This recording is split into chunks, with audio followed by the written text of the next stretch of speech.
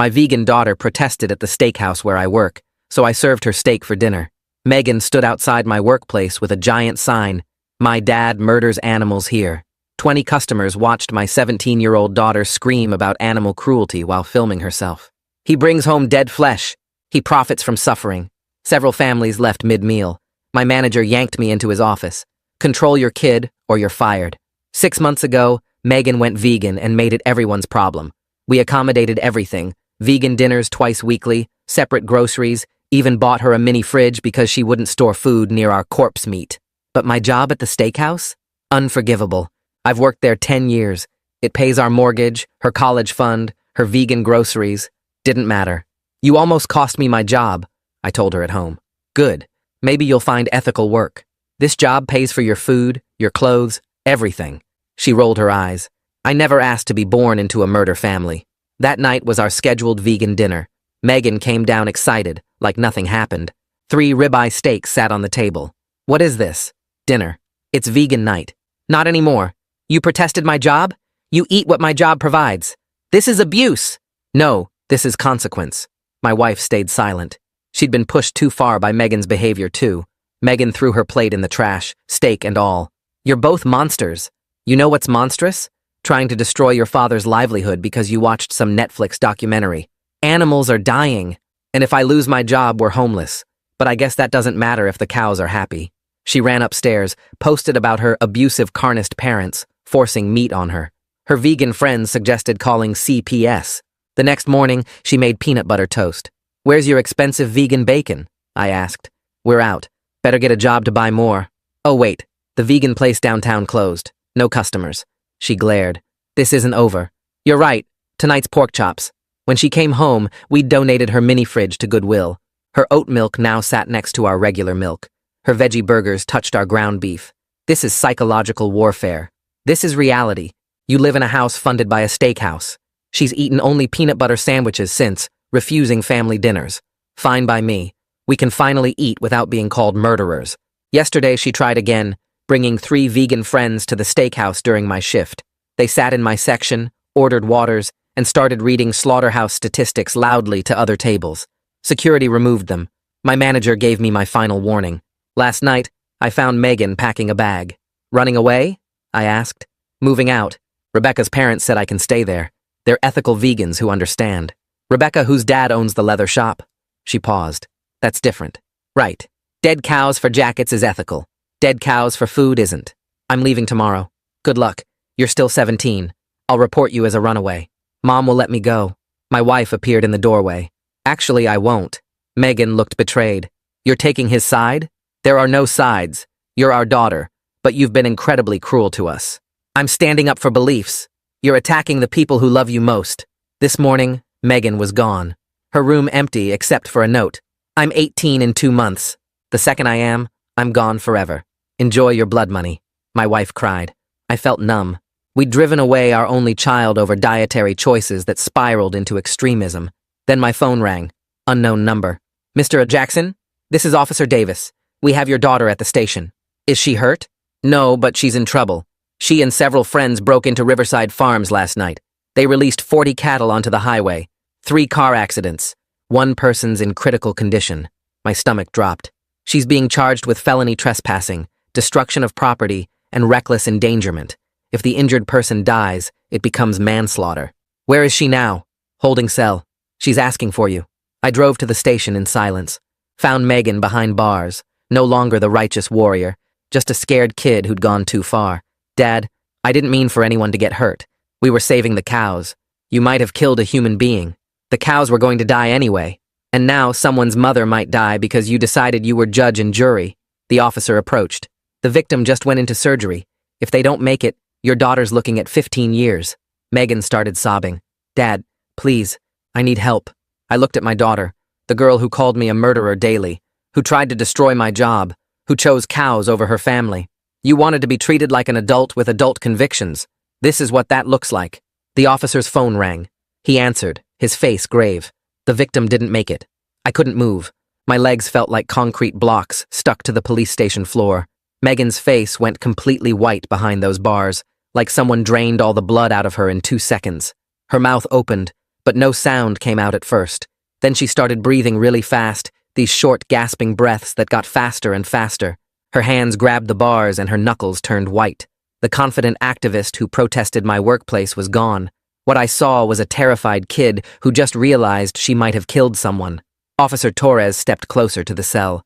She explained that the charges were being upgraded to involuntary manslaughter. Megan would be held without bail until her court date in 72 hours. The words hit like punches. No bail. Manslaughter. 72 hours. Megan's legs gave out, and she collapsed onto the metal bench in the cell. She wasn't the warrior fighting for cow rights anymore. She was just my daughter, sobbing so hard her whole body shook, and she'd just realized what she'd actually done. My own knees went weak. I grabbed the wall to stay standing. Officer Torres kept talking about procedures and paperwork, but her voice sounded far away, like I was underwater. I pulled out my phone and called Bonnie with shaking hands. She answered on the first ring, her voice scared because it was past midnight. I told her to come to the police station. I told her Megan was arrested. I couldn't make myself say the rest. 20 minutes felt like 20 hours. I sat in a plastic chair in the waiting area, staring at nothing. Other people came and went, normal police station business, but everything felt wrong and distant. When Bonnie rushed through the doors, her face was pale and her hair was messy from getting dressed fast. She looked at me, and I had to tell her. Someone died. A woman died because Megan released those cows. Bonnie's face changed. She put her hand over her mouth and ran to the bathroom. I heard her throwing up. I just sat there. We couldn't process it. Our daughter's belief system, her ideology about saving animals, had cost someone their life. A real person with a family was dead. When Bonnie came back out, her eyes were red and she was shaking. We sat next to each other but didn't touch. We didn't know what to say. What do you say when your kid kills someone? The booking officer came out after a while. He said we could have 5 minutes with Megan before they moved her to county jail. We followed him back. Megan was still crying, but now it was hysterical crying, the kind where you can barely breathe. When she saw us, she pressed against the bars. She begged us to fix this. She kept saying she didn't mean for anyone to get hurt. She just wanted to save the cows. For the first time in 6 months, she sounded like our daughter instead of a stranger spouting radical talking points. She sounded scared and young and sorry, but sorry doesn't bring dead people back. The 5 minutes ended too fast. They took Megan away in handcuffs to transport her. Bonnie and I walked to the car in complete silence. It was 3 a.m. The parking lot lights made everything look yellow and sick. I drove home on empty streets. Neither of us said a word the whole way. When we got inside our house, everything looked normal, but felt completely wrong. Bonnie walked into the kitchen, and then she just broke. She started crying, these big sobbing cries that came from deep in her chest. I stood there and realized my hands were shaking so hard I couldn't stop them. The full weight of what happened started sinking in. Our daughter killed someone. A real person was dead. Megan was going to prison. I couldn't sleep. I lay in bed, but my brain wouldn't shut off. At 6 a.m, I gave up and called Wallace. I told him I was sick and couldn't come in. His voice sounded weird on the phone, uncomfortable. He said he understood. Then he said everyone at the steakhouse had already heard about the cattle release. It was all over the local news. I turned on the TV after we hung up. There it was on the morning news. Fatal accident on Highway 47. Cattle on the road. 1 dead. The reporter stood in front of Riverside Farms. They showed footage of cop cars and ambulances from last night. They said police arrested several teens for releasing the cattle. I felt physically sick knowing Megan caused this. Bonnie came downstairs and started calling lawyers. She had a list she'd printed from the internet. Most of them asked about the charges and then quoted fees. $50,000, $60,000, $75,000 just to take the case. We sat at the kitchen table with our bank statements spread out. We had maybe $12,000 in savings. Our house had barely any value because we'd only owned it for 6 years. I had no idea how we'd afford a real lawyer for a manslaughter charge. By afternoon, we'd called 15 lawyers.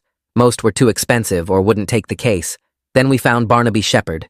He agreed to meet with us for a consultation. We drove to his office in this old building downtown. Barnaby was in his 50s with gray hair and a tired face. He sat us down and didn't waste time being nice about it. Involuntary manslaughter in our state carries 3 to 10 years in prison. With someone actually dead and Megan's actions being so deliberate, the prosecutor would push for the maximum sentence. He said we were looking at serious prison time. Real prison, not juvenile detention, because Megan would turn 18 in less than 2 months. The consultation cost us $300 we didn't have. We drove home in silence again. That night, everything exploded. Bonnie started screaming at me in the kitchen. She said I pushed Megan too far. The steakhouse job, the punishment dinners, taking away her mini fridge. I made Megan feel attacked in her own home. I yelled back that Bonnie enabled everything. She never set any boundaries. She let Megan's activism get more and more extreme without ever saying no. We had the worst fight of our marriage. Both of us were looking for someone to blame besides our daughter. Both of us were drowning in guilt. Bonnie slept in Megan's empty room that night. I lay awake in our bed, staring at the ceiling. I kept thinking about the woman who died, Anya Melendez. Officer Torres had said her name.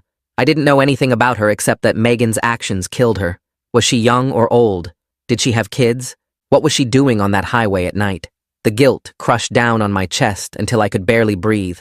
Not just guilt for what Megan did, but guilt for all the times I dismissed her activism as just a phase.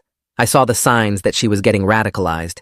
The extreme online groups, the escalating protests, the way she talked about animals mattering more than anything else. I saw all of it, and I just got mad instead of recognizing how dangerous it was becoming. Now someone was dead because I didn't take it seriously enough to actually stop her. The arraignment happened 3 days later. Bonnie and I sat in the courthouse on hard wooden benches, waiting for Megan's case to be called. When they brought her out, I barely recognized my daughter. The orange jumpsuit made her look tiny and young, nothing like the fierce activist who'd stood outside my workplace with that sign. Her hands were cuffed in front of her, and she kept her eyes down as they led her to stand before the judge. The judge read the charges in a flat voice: involuntary manslaughter, felony trespassing, destruction of property, reckless endangerment. Each word hit like a physical blow. Megan started crying when the prosecutor argued against bail, citing her note about leaving at 18 as flight risk. The judge agreed. No bail. Megan would stay in county jail until trial. She looked back at us as they led her away, and I saw real fear in her eyes for the first time. Barnaby met us in the hallway after. He pulled us into an empty conference room and spread papers across the table. Megan's social media posts, screenshots of her vegan group chats, the note she'd left about blood money. He explained that the prosecutor already had all of this and would use it to show premeditation. The running away posts made it look like Megan knew she might face consequences and planned to flee. The blood money note showed she had contempt for the system. It would be hard to argue this was just youthful idealism gone wrong when she documented her escalating extremism online. We drove home in silence again. The next morning, the newspaper ran a front-page story about Anya. I sat at the kitchen table staring at her photo for over an hour. She was 32, a nurse at the Children's Hospital, married to Cooper, 2 kids, a girl aged 7 and a boy aged 4. The photo showed all 4 of them at the beach, smiling and happy. Anya had dark hair and kind eyes. The article talked about her dedication to her patients and how she always volunteered for extra shifts. I kept looking at those 2 kids and imagining them asking where their mom was. My daughter took their mother from them over some cows. I felt sick, actually physically sick. I barely made it to the bathroom before throwing up. Bonnie found me there 20 minutes later, still sitting on the floor. We got approved for our first jail visit that afternoon. The county jail was gray and depressing with harsh fluorescent lights. We went through security and sat in a visiting room with plastic chairs bolted to the floor. When they brought Megan in, she looked like she'd aged 5 years in 3 days. Dark circles under her eyes, her hair greasy and pulled back. She sat down across from us and immediately started crying. She said she was sorry over and over. She didn't think anyone would get hurt. The cows were supposed to be saved. That was the whole point. I realized she genuinely never connected her actions to human consequences. In her mind, she was rescuing animals. The possibility of someone dying on that highway never entered her thinking. She was so focused on cow suffering that human suffering didn't register as real. We stayed for the full hour but barely spoke. What was there to say? I had to go back to work the next day because we desperately needed the money. Legal bills were already piling up, and we'd barely started. Wallace had been decent about giving me time off, but we couldn't afford for me to miss more shifts. Walking into the steakhouse felt like walking into enemy territory. My coworkers were weird around me. Lots of awkward hellos and people avoiding eye contact. I was prepping vegetables in the kitchen when I heard 2 servers talking by the walk-in. One of them said my daughter was a murderer, said it casually like she was commenting on the weather. The other one agreed and said, I must be a terrible parent to raise someone like that. I had to hide in the walk-in freezer for 10 minutes to keep from breaking down. I stood there among the hanging meat in the cold and cried. Barnaby called 5 days after the arraignment. The prosecutor made an offer. 7 years in state prison with possibility of parole after 5. He said we should seriously consider it. If we went to trial and lost, Megan could get the full 10 years. And with her turning 18 in 6 weeks, she'd be sentenced as an adult no matter what. 7 years was better than 10. But 7 years was still 7 years. Megan would be 25 when she got out. Her entire young adulthood gone. We visited Megan again to discuss the plea deal. She refused it immediately. She kept insisting she was trying to save animals. She didn't murder anyone. Barnaby tried to explain that involuntary manslaughter doesn't require intent to kill, just reckless actions that cause death. But Megan got stuck on the word murder. She couldn't accept responsibility for Anya's death because in her mind, murder means planning to kill someone. She thought this was all a mistake that got out of hand. Barnaby looked frustrated when we left. He said Megan needed to understand the reality of her situation fast. I started noticing a man at the courthouse during Megan's preliminary hearings. He sat in the gallery every time, always in the same spot. Dark hair, mid-30s, wearing a suit. He stared at Megan with this expression I couldn't read. Grief mixed with rage, mixed with something else. Barnaby pulled me aside after one hearing and told me that was Cooper, Anya's husband. He'd been at every single proceeding, just sitting there watching. Barnaby warned us that victim impact statements at sentencing could be devastating.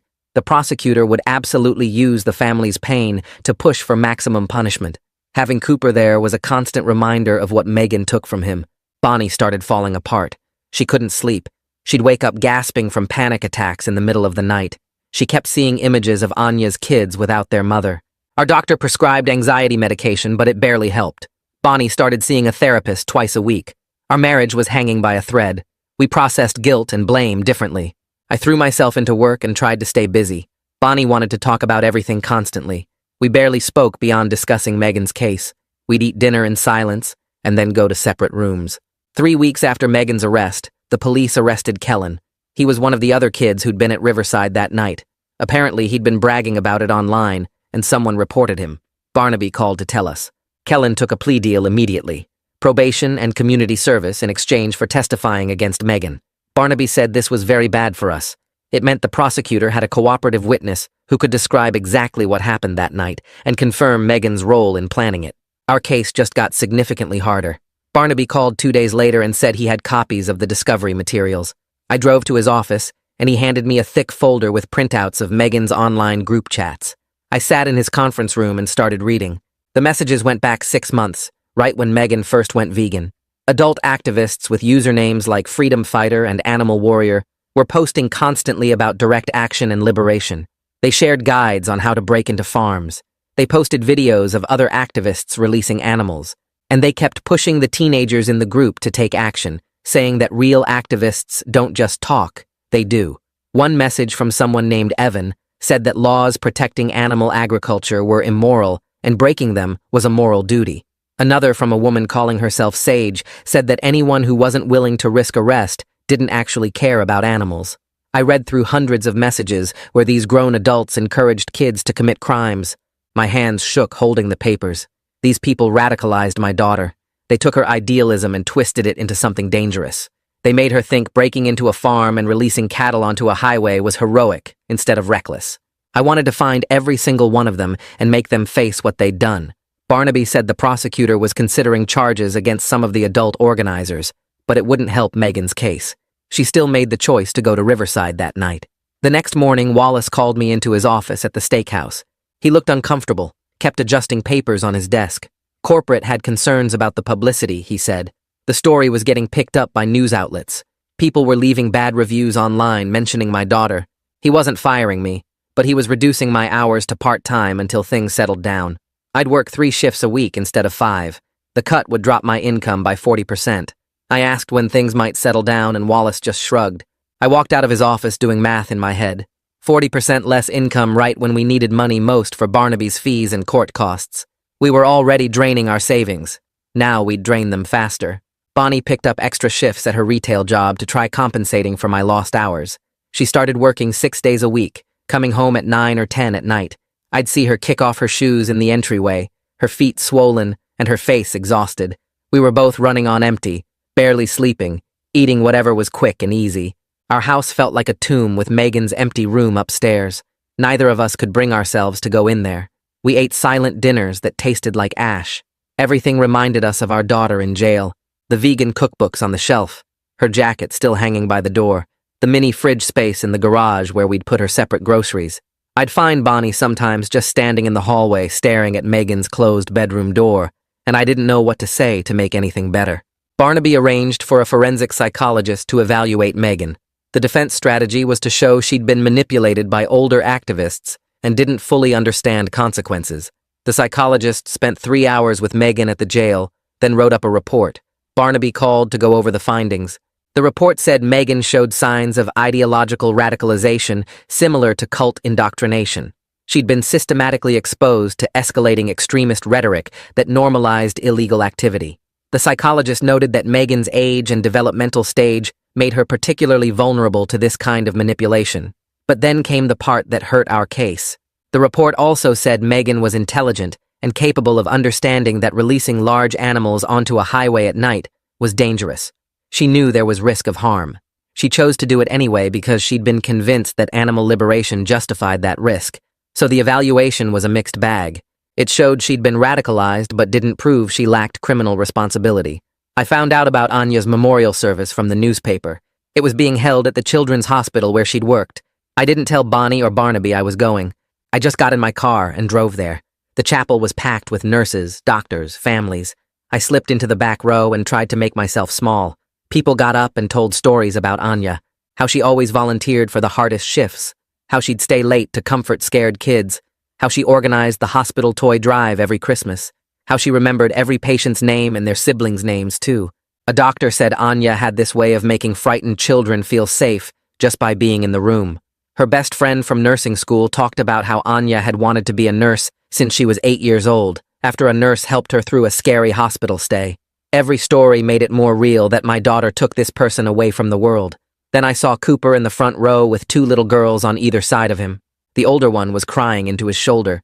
The younger one was playing with a stuffed animal, too young to fully understand. Cooper turned around at one point, and his eyes landed on me.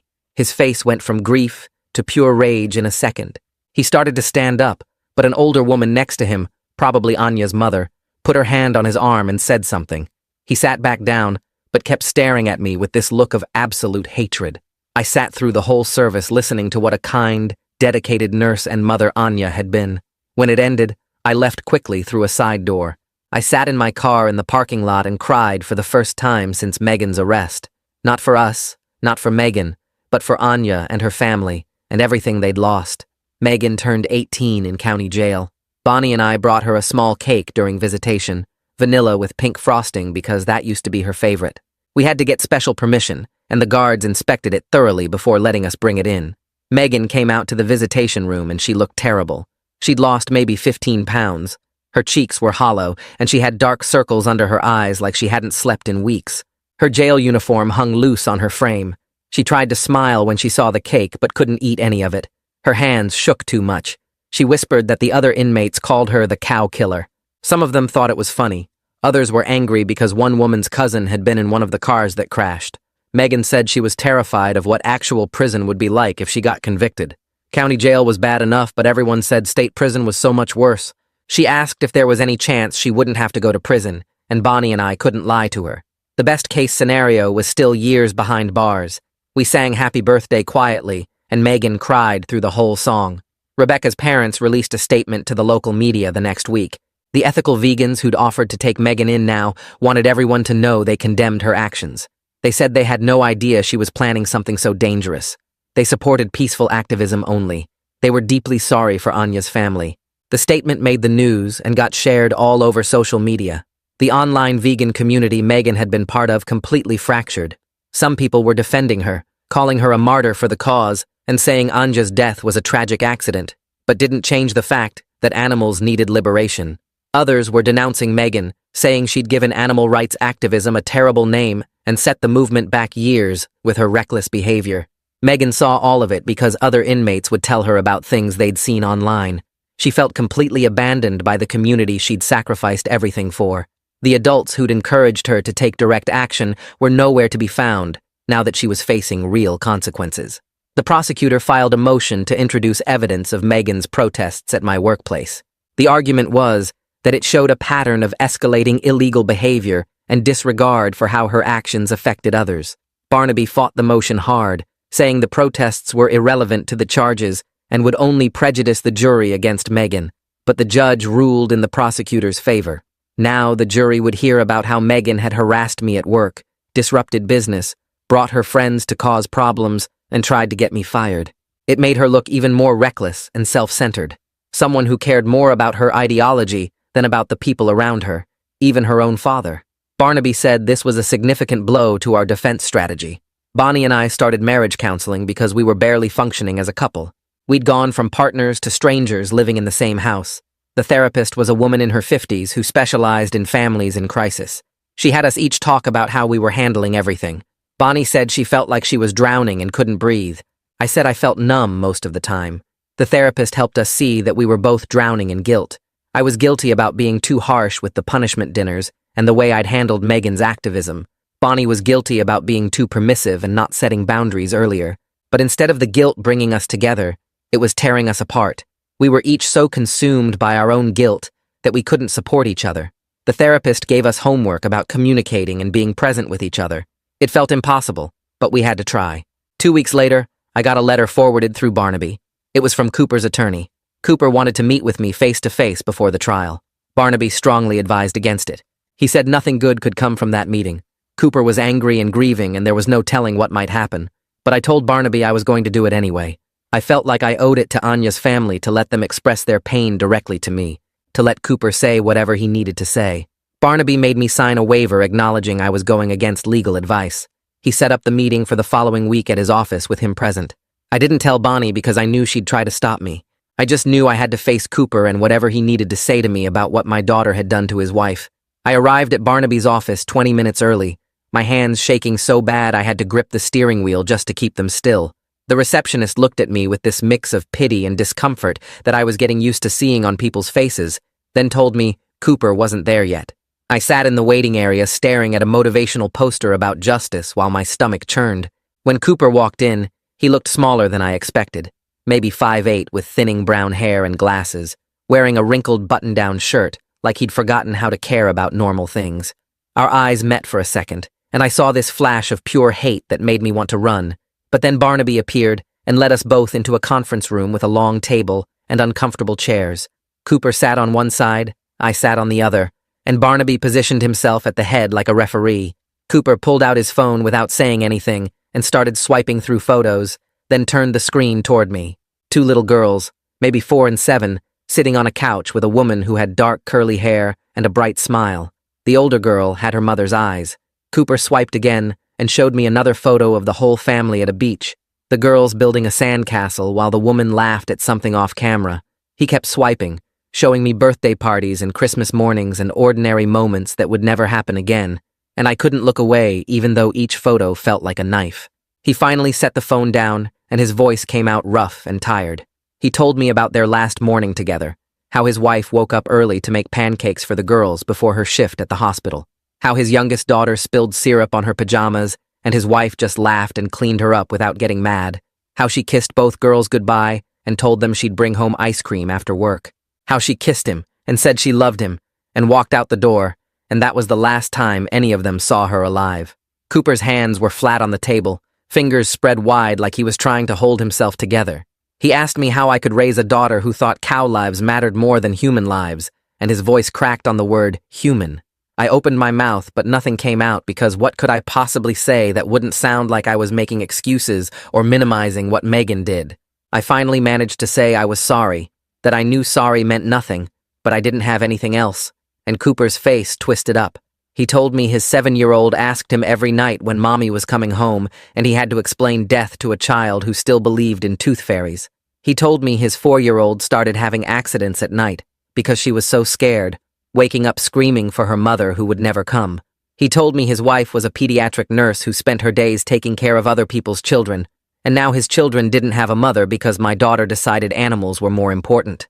I sat there taking it, feeling each word like a physical blow, because he deserved to say all of it and more. Barnaby tried to interject something about the legal process, but Cooper cut him off, saying he didn't care about legal process, he cared about the fact that his wife was dead, and his daughters were traumatized, and my daughter got to keep breathing while his wife was in the ground. He asked me what I was going to tell Megan, if I was going to explain to her what she really did, make her understand the actual human cost of her ideology. I told him yes, that I would make sure Megan understood, and Cooper laughed this bitter, broken sound. He said understanding didn't bring back his wife, didn't fix his daughters, didn't undo any of this nightmare.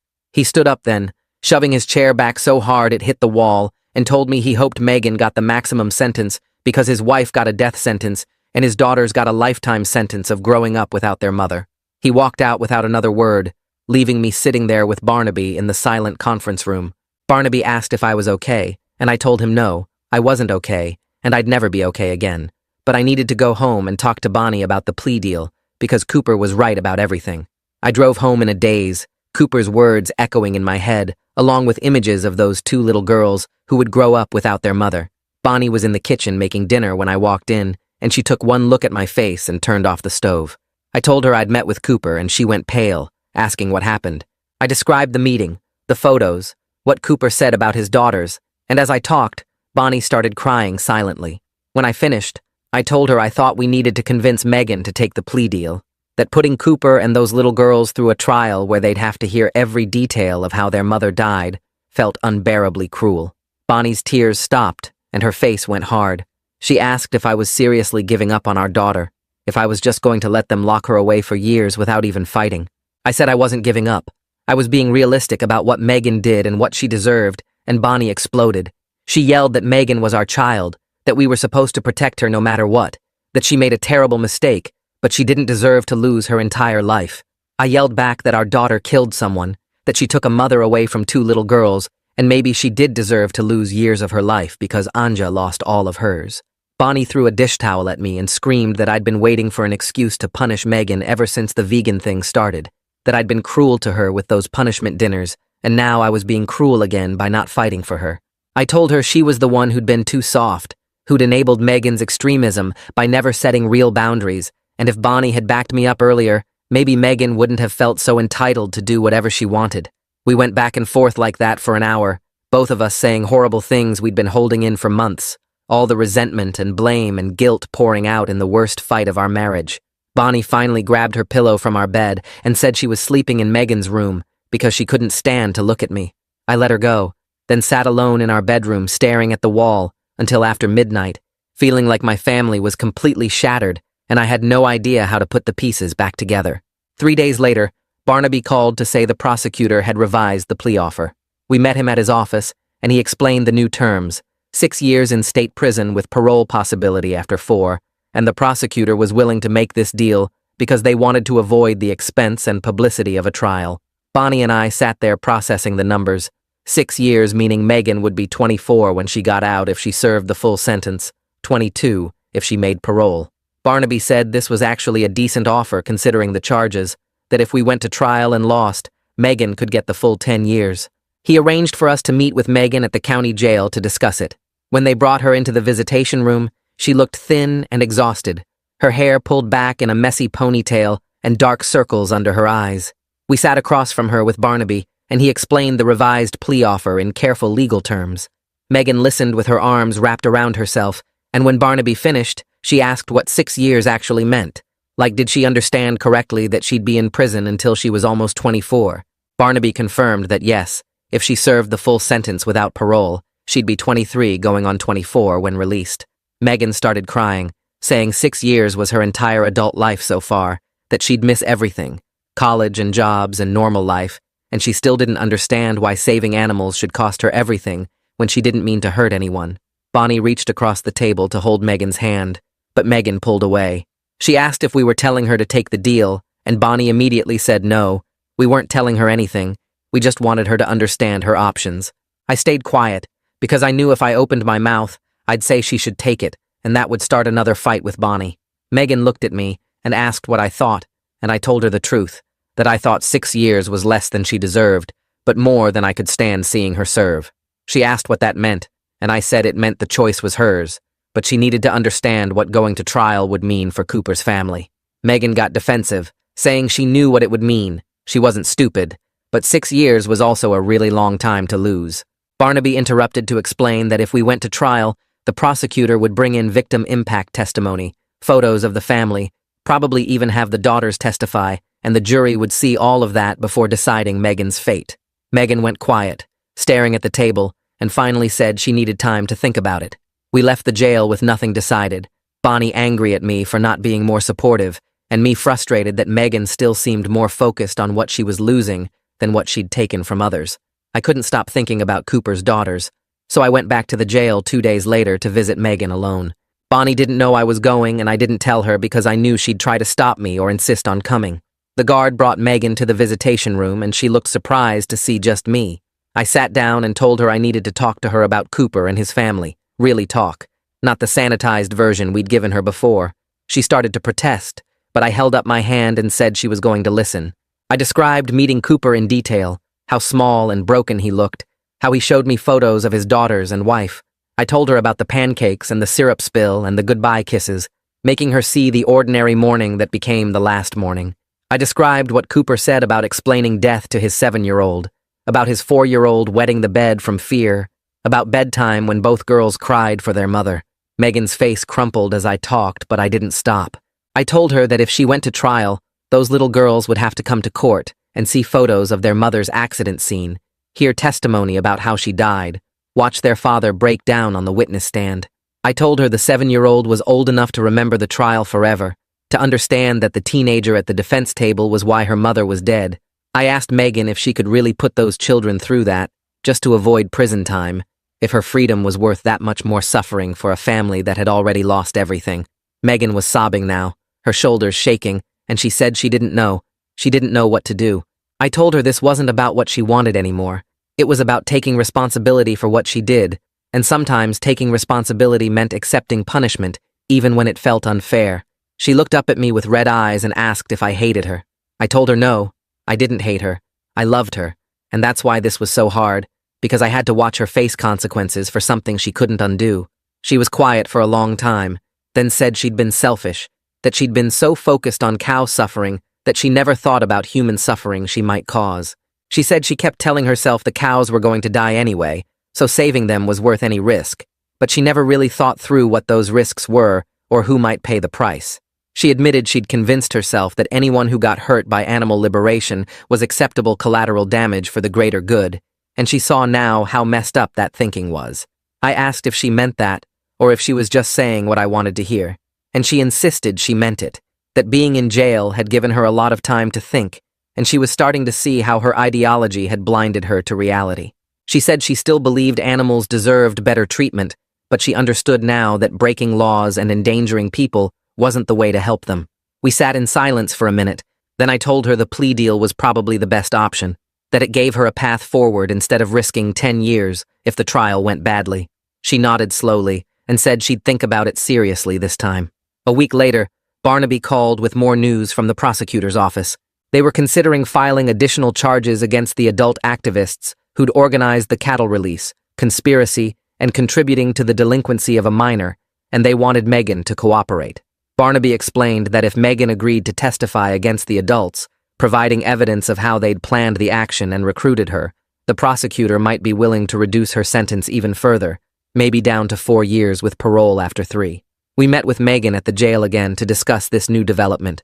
She looked conflicted when Barnaby explained what cooperation would mean, testifying in court about the planning meetings, the encrypted chat groups, how the adults had encouraged her and other teenagers to take direct action.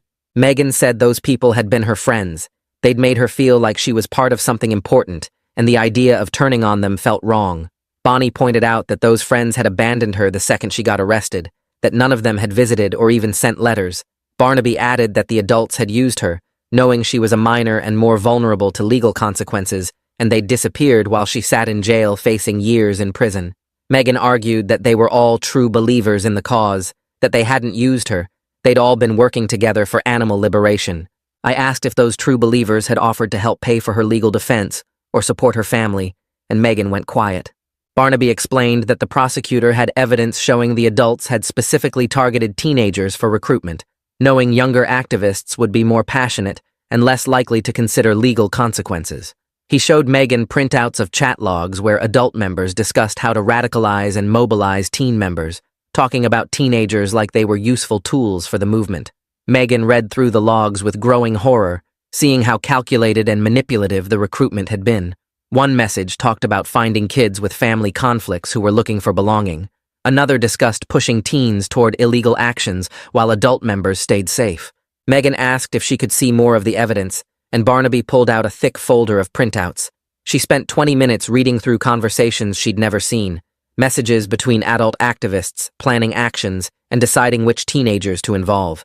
Several messages mentioned her specifically, talking about how her anger at her parents made her a good candidate for escalation to direct action.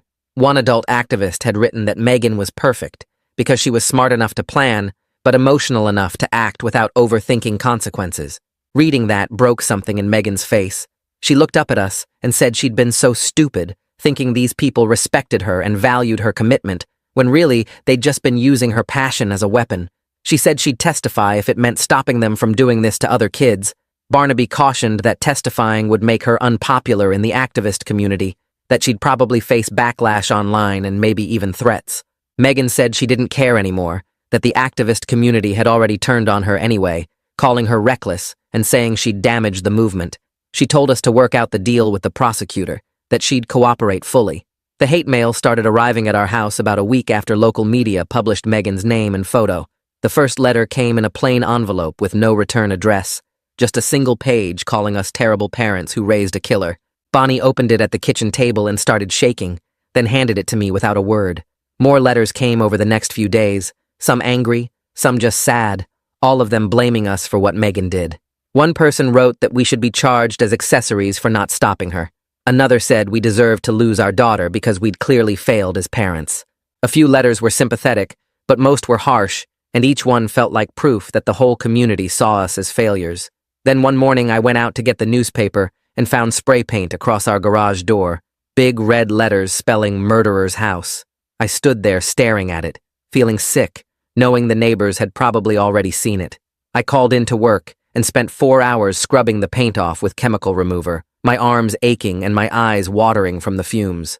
Wallace called while I was cleaning to ask if everything was okay, and I told him about the vandalism.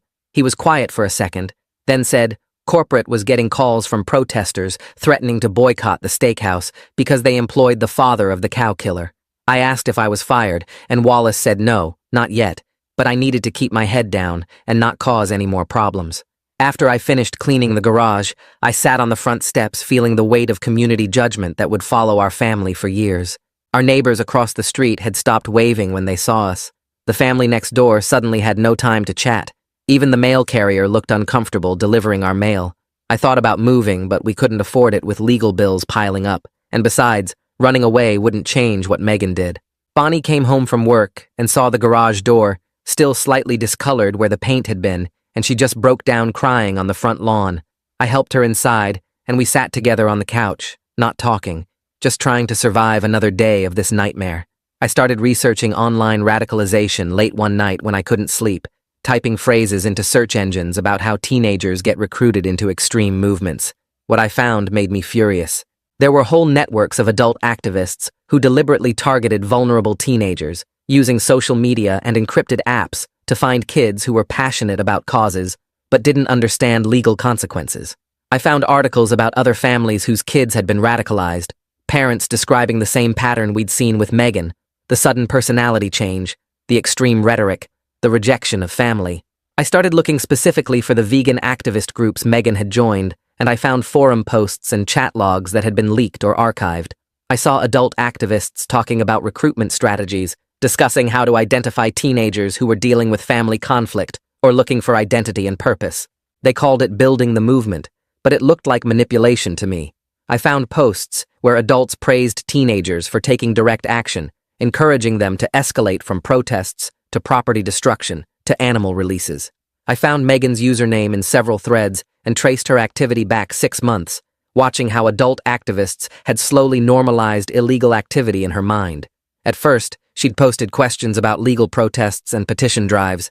Adult members responded by saying legal methods didn't work, that the system was designed to protect animal agriculture, that real change required direct action. When Megan expressed worry about getting in trouble, they told her civil disobedience meant accepting consequences, that going to jail for animals was noble. They shared stories of other young activists who'd been arrested, framing them as heroes and martyrs. I found the specific thread where adult activists had planned the Riverside cattle release, and Megan's name came up as someone who'd be willing to participate. One adult wrote that Megan was angry at her family and looking for validation, perfect for an action that required commitment. Another adult suggested targeting Riverside specifically because it was near Megan's house, making it easier for her to participate. They'd deliberately chosen an action that would endanger people, releasing cattle onto a highway at night, and they'd recruited teenagers to do it while adult members stayed home safe. I was shaking with rage reading these conversations, seeing how these people had manipulated my daughter for their cause. They'd taken her idealism and passion and used it as a weapon, then abandoned her when she faced consequences. I printed out everything I could find, building a file of evidence showing how Megan had been groomed by adults who should have known better. Barnaby called me into his office a few days later to discuss the evidence I'd compiled.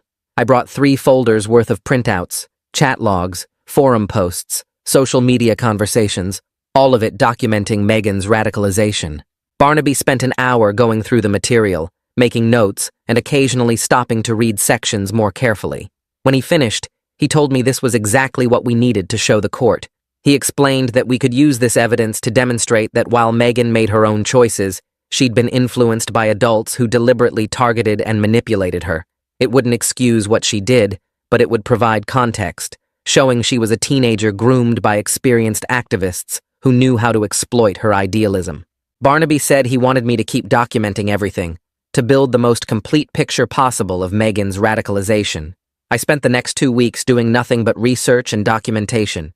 I created a timeline showing Megan's progression from casual interest in veganism to extreme activism, noting when adult activists first made contact and how their influence escalated over time.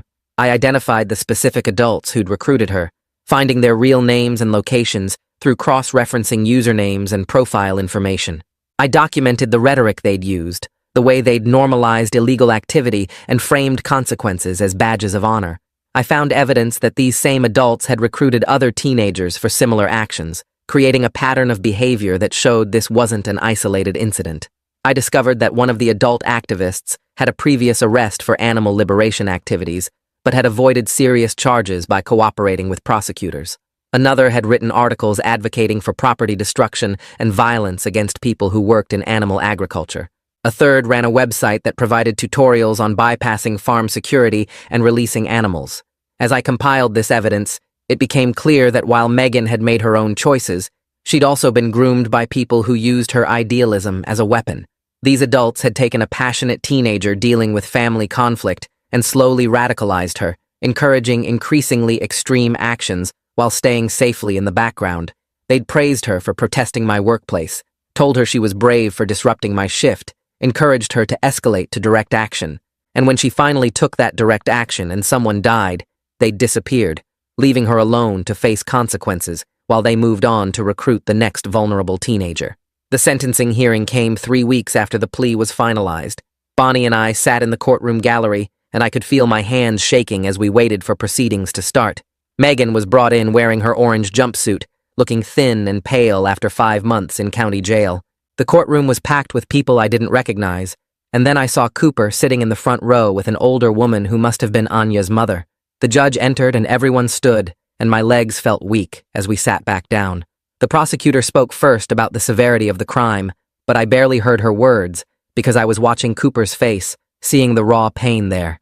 Then Barnaby gave a brief statement about Megan's remorse and youth, and it sounded hollow even to me because nothing could change what happened.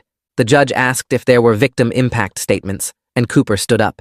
He walked to the podium carrying a folder, and when he started speaking, his voice was steady, but filled with grief. He talked about the morning Anya died, how she'd kissed their daughters goodbye before her shift at the hospital, how the 4-year-old asked every day when mommy was coming home, and he had to explain death to a child who didn't understand permanent. He described his 7-year-old's nightmares, how she screamed in her sleep about cars and cows and blood. He talked about the empty chair at their dinner table, about his daughters asking why their friends had mommies, and they didn't. Then Cooper turned and looked directly at Megan, and his voice got harder. He said Anya was worth 1,000 cows, worth 1,000,000 cows, that his wife saved children's lives as a nurse, and now his children had no mother, because Megan decided animal lives mattered more than human safety. Megan started crying, then sobbing so hard her shoulders shook and she could barely breathe. The bailiff brought her tissues, but she couldn't stop, and I felt sick watching my daughter face the full weight of what she'd done. Cooper sat down, and the judge waited a moment before speaking. His words during sentencing were harsh and deliberate. He said idealism doesn't excuse recklessness, that Megan's privilege allowed her to treat serious matters like a game while others paid the price. He said a woman was dead, children were motherless, a family was destroyed because Megan valued her own moral righteousness over basic human safety. Every word landed like a physical blow, and I watched Megan flinch with each statement. The judge sentenced her to 5 years in state prison, as agreed in the plea deal, with eligibility for parole after 3.5 years. He recommended she spend her time reflecting on the difference between passion and responsibility, between advocacy and violence. Court was adjourned, and they took Megan back to holding. Bonnie and I sat frozen in our seats while people filed out around us. We had 2 weeks before Megan would be transferred to state prison, and Bonnie and I visited her every single day during that time.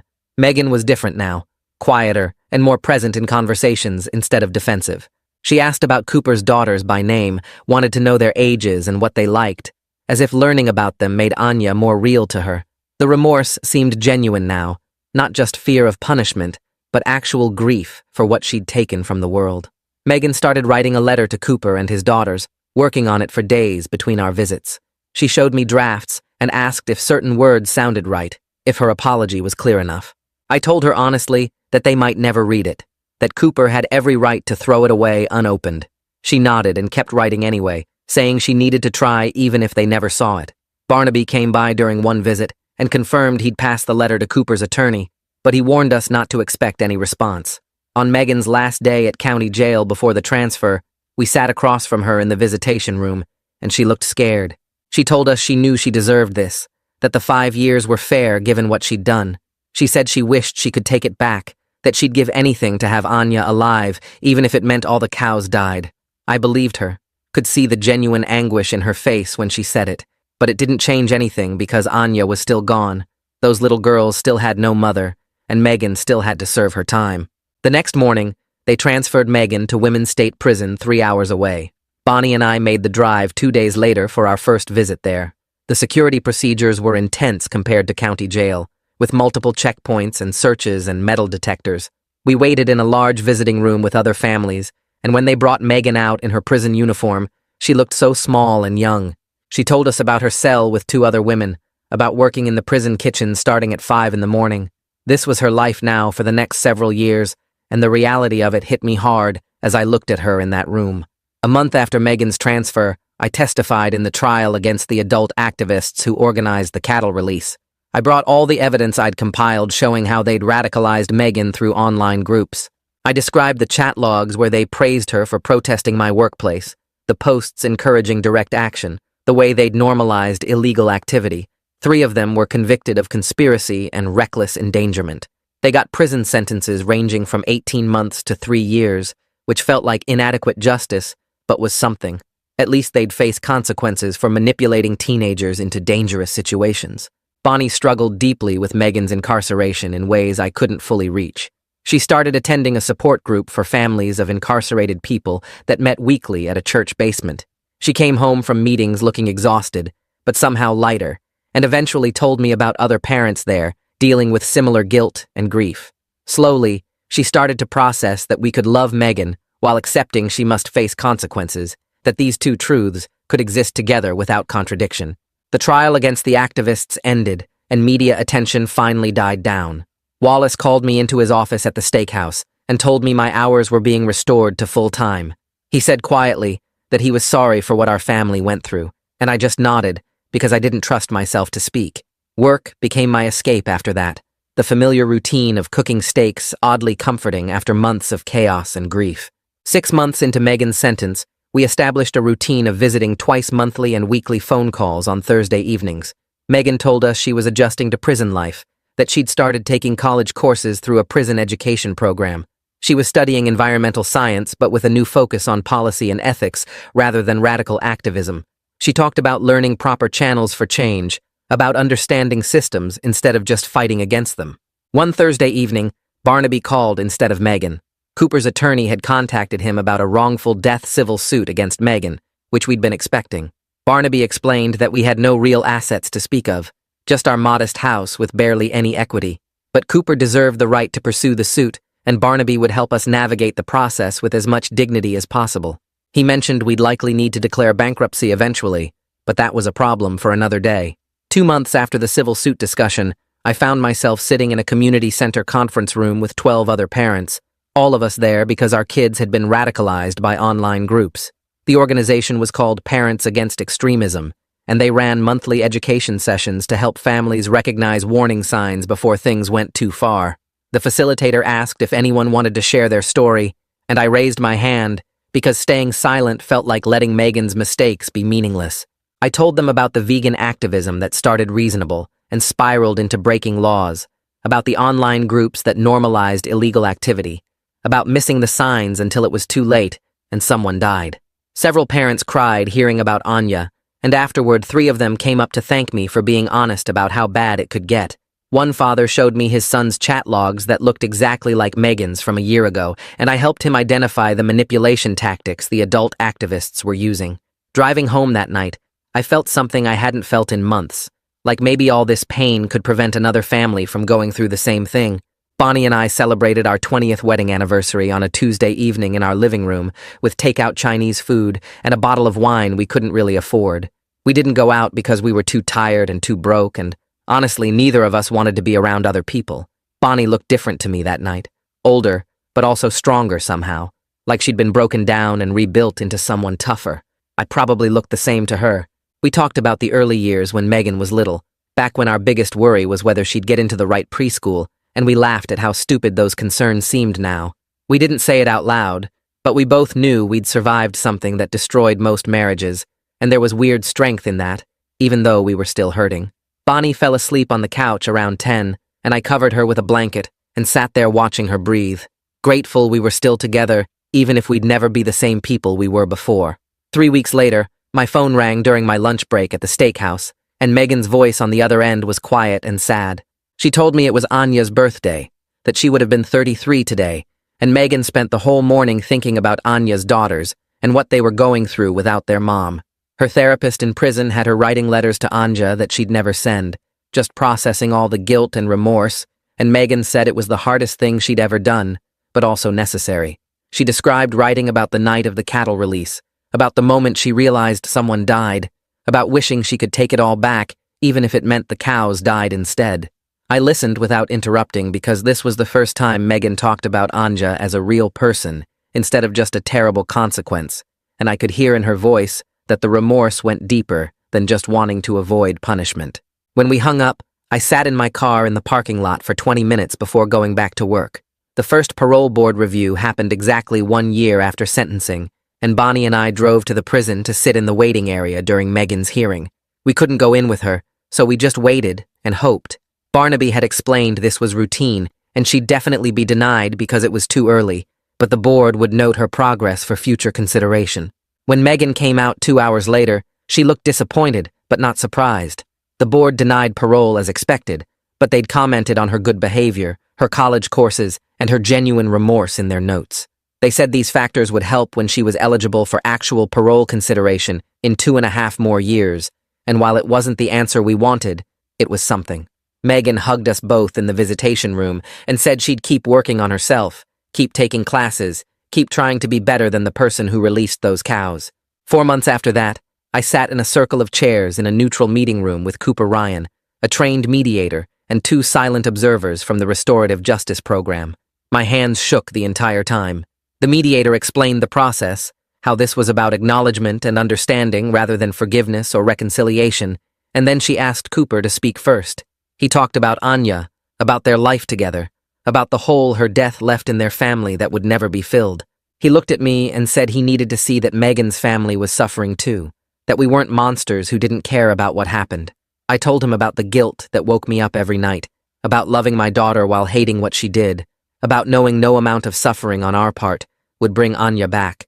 We sat there for 90 minutes talking about pain and loss and responsibility, and at the end, Cooper said something I didn't expect.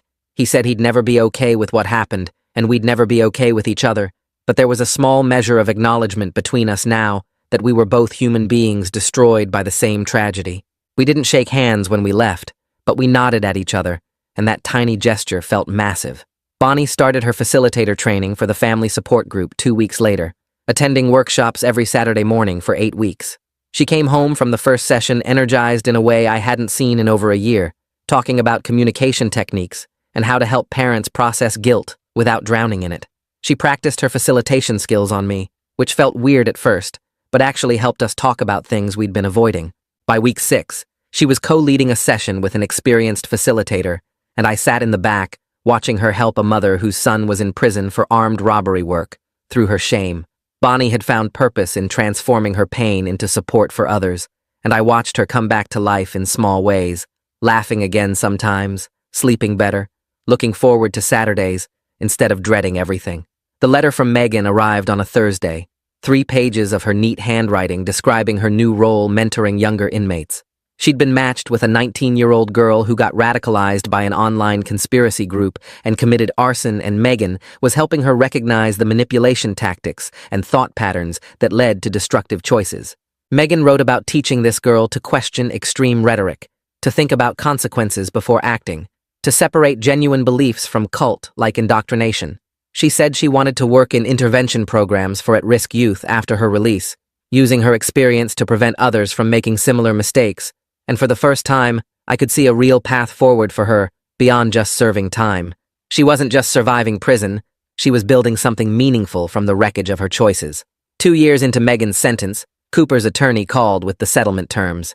We'd pay $75 monthly for the next 10 years, which was all we could realistically afford without losing our house. The total amount was $9,000, a fraction of what Anya's life was worth. But Cooper's attorney said it mattered to Cooper that we were taking ongoing responsibility. I signed the agreement at our kitchen table with Bonnie beside me, both of us knowing this symbolic payment would never repay the debt, but grateful Cooper was allowing us this way to acknowledge it.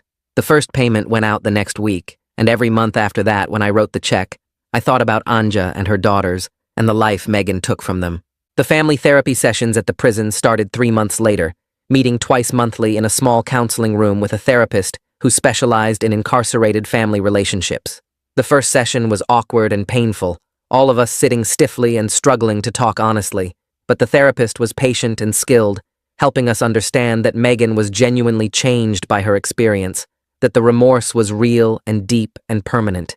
She helped us see the difference between the self-righteous teenager who went to prison and the thoughtful adult who was emerging, and she taught us how to be parents to this new version of our daughter. We practiced communication without blame, worked through our own guilt and anger, learned to maintain connection across prison barriers. By the 6th session, we could sit together and talk about the future without everyone crying, and that felt like progress. The letter came from someone I'd never met, a nurse named Pia, who worked with Anya at the Children's Hospital. She'd attended the Restorative Justice Circle as an observer and wanted to reach out afterward. She wrote that Anya's death was still a tragedy that shouldn't have happened, that nothing could make it right or okay, but she could see our family was genuinely trying to make meaning from it, working to prevent similar harm to others, and she thought Anya would have appreciated that. Pia described Anya as someone who believed in rehabilitation and second chances, who saw the good in people even when they'd done terrible things. She said Anya wouldn't want our family destroyed forever by Megan's mistake, that she'd want something constructive to come from her death. I read that letter 5 times, crying each time, grateful for this small grace from someone who loved Anya and could still see our humanity through the horror of what Megan did. I carried Pia's letter with me during the next prison visit, and when I showed it to Megan, she read it 3 times before folding it carefully and holding it against her chest. She asked if she could keep it, and I said yes, watching her tuck it into her small collection of personal items that she stored in a plastic bin under her bunk. The words from someone who knew Anya gave Megan something concrete to hold on to, proof that forgiveness, or at least understanding, might exist somewhere beyond the walls of guilt and grief we all lived in. 6 months later, during a routine visit, Megan's college advisor at the prison pulled Bonnie and me aside after we finished talking with our daughter. She was a middle-aged woman named Dr. Solis, who ran the education programs, and she had a folder in her hands with Megan's name on it. She told us Megan was excelling in all her coursework, maintaining a perfect grade average despite the difficulty of studying in prison conditions, and that her professors consistently praised her thoughtful contributions to class discussions. Dr. Solis opened the folder and showed us Megan's acceptance letter to a bachelor's degree program in social work with a specific focus on intervention strategies for at-risk youth. The program was designed for incarcerated students, allowing Megan to complete most of the degree requirements while still serving her sentence and finish the remaining courses after release. Dr. Solis explained that Megan had written a powerful application essay about her own radicalization and the consequences of extremist thinking, and the admissions committee was impressed by her genuine commitment to using her experience to help prevent similar tragedies. Bonnie started crying right there in the prison meeting room, and I felt something shift in my chest, the first real hope I'd experienced since Megan's arrest, that maybe she could build something meaningful from the wreckage of what she'd done. Megan would have a real career path when she got out, a way to channel her passion for helping others into constructive work instead of destructive activism. 3 years into Megan's sentence, Bonnie and I started looking at smaller houses closer to the prison after calculating how much we spent on gas and time for the 6-hour round-trip visits twice a month. Our current house held too many memories anyway. Megan's empty bedroom upstairs, a constant reminder of the daughter we lost to prison and the life we had before everything fell apart. We found a small 3-bedroom ranch about 40 minutes from the prison facility, half the square footage of our current place, but with lower mortgage payments and utility costs that would help offset the ongoing legal debt. Packing up 20 years of family life was brutal, sorting through Megan's childhood belongings that we'd left untouched in her room, deciding what to keep and what to donate or throw away. Bonnie spent an entire afternoon going through photo albums, crying over pictures of Megan at various ages, the smiling little girl who loved animals in a pure, innocent way before that love twisted into something dangerous. I boxed up my own stuff mechanically, focusing on the practical aspects of moving to avoid thinking too hard about what it meant to leave the house where we'd raised our daughter. The day we closed on the new place, Bonnie and I stood in the empty living room of our old house one last time, and she said it felt like we were closing a chapter on the life we had before. I agreed, understanding that moving wasn't just about convenience or money. It was about accepting the reality of our life now, a life shaped by Megan's choices and the permanent consequences that followed. We set up the new house over the next month, and Bonnie insisted on making one of the bedrooms specifically for Megan, even though she wouldn't be released for at least another year. We painted it a soft blue color that Megan mentioned liking during a recent visit, bought a comfortable bed and desk, hung curtains that let in natural light. Bonnie arranged some of Megan's childhood things on the shelves, a few stuffed animals and books, photos of our family from happier times. I watched her work and understood she needed to create this space, needed to believe our daughter would come home eventually and have a place waiting for her. When Megan was approved for her first extended family visit at the new house, a special program that allowed well-behaved inmates to spend a weekend with family outside the prison, Bonnie spent 3 days cleaning and preparing, even though the house was already spotless. Megan arrived on a Friday afternoon with a corrections officer who would check in periodically throughout the weekend, and when she walked into the house and saw the room we'd set up for her, she stood in the doorway and started crying. She touched the bed, the desk, ran her fingers over the spines of her old books, and said she couldn't believe we'd done this for her after everything she'd put us through. That weekend, we cooked meals together in our small kitchen, Megan chopping vegetables while Bonnie handled the stove, and I set the table, falling into an easy rhythm that felt almost normal. We talked honestly about everything that happened, the escalation of Megan's activism, our failed attempts at boundaries, the night of the cattle release, and its devastating aftermath. The grief and guilt were still present in every conversation, but there was also genuine connection and something that felt like hope for the future. Sunday evening, when the officer came to take Megan back to prison, we all hugged in the driveway for a long time, and Bonnie whispered that we loved her and would be waiting when she came home for good. Megan's parole hearing was scheduled for a Tuesday morning 3.5 years into her sentence, and this time it wasn't just a routine review, but real consideration for early release. Bonnie and I arrived at the prison 2 hours early, both of us too nervous to eat breakfast, and sat in the waiting area watching other families come and go. When they called us into the hearing room, Megan was already seated at a table with her attorney, wearing the neat clothes we'd brought for the occasion, her hair pulled back and her hands folded calmly in front of her. The parole board consisted of 5 people, 3 men and 2 women, who had thick folders in front of them containing Megan's entire case history and prison record. They asked Megan to speak about her crime and what she'd learned during her incarceration, and she stood up and delivered the most articulate statement I'd ever heard from her. She described the cattle release in detail, taking full responsibility for her actions and the death of Anya, explaining how her ideology had blinded her to the value of human life and the real-world consequences of extreme activism. She talked about her education in prison, her social work degree program, her plans to work in intervention and prevention services for at-risk youth.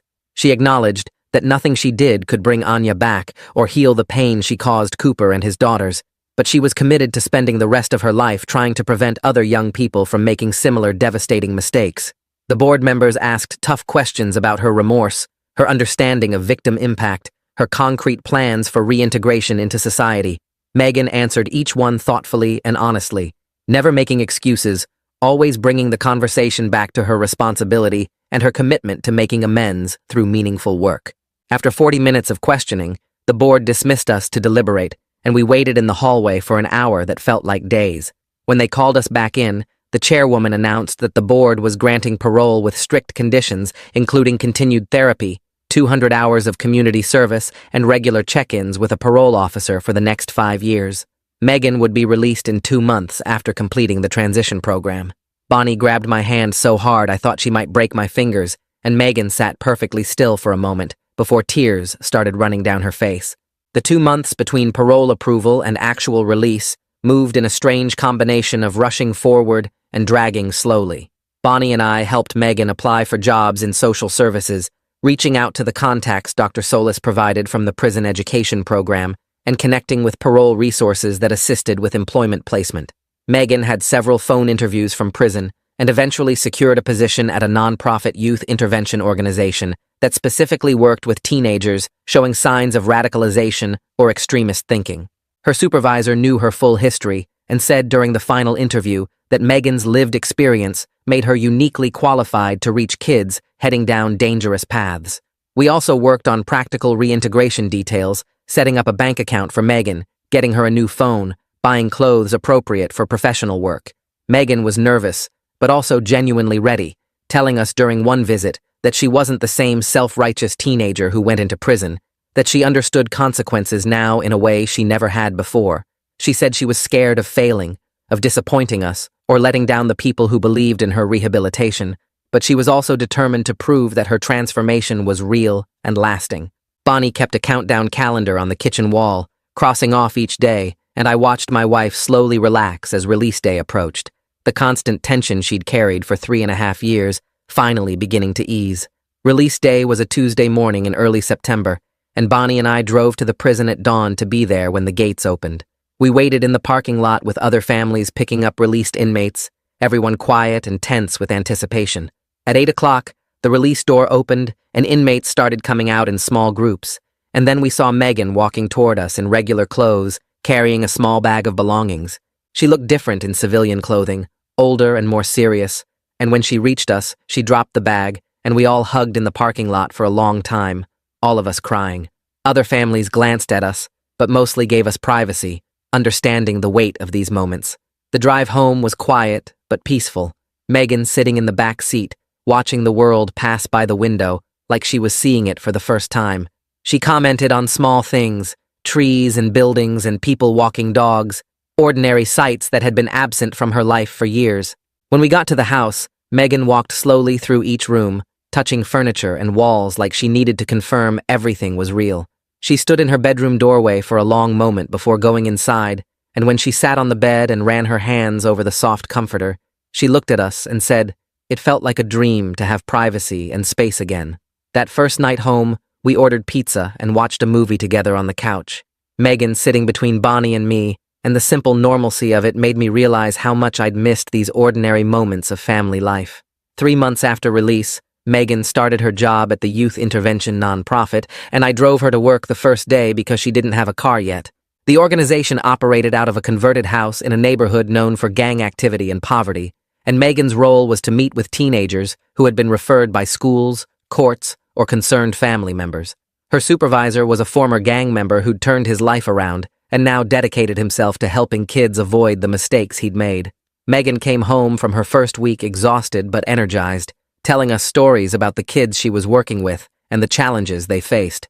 She described helping a 15-year-old girl recognize manipulation tactics being used by an online group that was recruiting her into white nationalist ideology, walking the girl through the same patterns of radicalization that Megan herself had experienced with animal rights extremism. The girl had started pulling away from the group after their conversations, and Megan said maybe she'd prevented another tragedy. Maybe one family wouldn't have to go through what we went through. Watching Megan find purpose in this work was powerful. Seeing her use her own painful experience to help others avoid similar paths, she worked long hours and took the responsibility seriously, never treating it as just a job, but as a genuine calling. Bonnie and I supported her however we could, driving her to work until she saved enough for a used car, listening when she needed to process difficult cases, reminding her to take care of herself when the emotional weight got too heavy. A year after Megan's release, we received an invitation that I never expected to see. Cooper's attorney forwarded it through our lawyer, a formal card inviting our family to attend Anya's annual memorial at the children's hospital where she'd worked. Cooper had been participating in restorative justice circles with us for the past several months, painful sessions where we all tried to find ways to live with what happened, and this invitation felt like an extension of that work. Bonnie was terrified to go, worried about causing more pain to Cooper and his daughters, but Megan said she needed to be there, needed to honor Anya's memory in whatever way Cooper would allow. We drove to the hospital on a Saturday morning, all of us dressed in dark clothes, and found the memorial service in a large conference room decorated with photos of Anya in her nurse's uniform.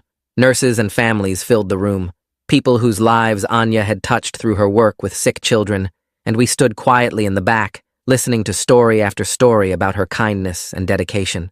Cooper spoke about Anya's love for her patients and her commitment to making scared kids feel safe during difficult treatments, and his voice only broke once when he mentioned how much the hospital staff still missed her presence. After the formal service ended, Cooper walked over to where we stood and asked if we wanted to meet his daughters. Megan said yes, and Cooper brought over 2 girls, now 9 and 12, who looked at us with curious but guarded expressions. Cooper introduced Megan as someone who had made a terrible mistake that took their mother away, but who was working hard to make sure other kids didn't make similar mistakes. The girls didn't say much, just nodded politely, but the older one asked Megan if she was sorry, and Megan knelt down and said she was sorry every single day and would be for the rest of her life. The moment was brief and painful, but also important. An acknowledgement that we all existed in the aftermath of tragedy and were trying to find ways forward. We left the hospital feeling heavy, but also strangely lighter, knowing that we'd faced the hardest truth together and survived it. We'll never be whole after what happened, and Anya's family will carry their loss forever, but we're all finding ways to live with the weight of tragedy while still moving forward. Megan is building a life focused on prevention and intervention, using her experience to reach kids before they make irreversible choices. Bonnie and I have grown stronger through surviving the impossible, learning that love can coexist with consequences and that families can endure even the worst circumstances. Nothing can undo the harm Megan caused or bring Anya back to her family, but we're creating meaning from the pain and helping others avoid similar devastation. That's not redemption exactly, but it's something, a way to honor Anya's memory by preventing future tragedies and supporting families through the aftermath of choices that can't be taken back.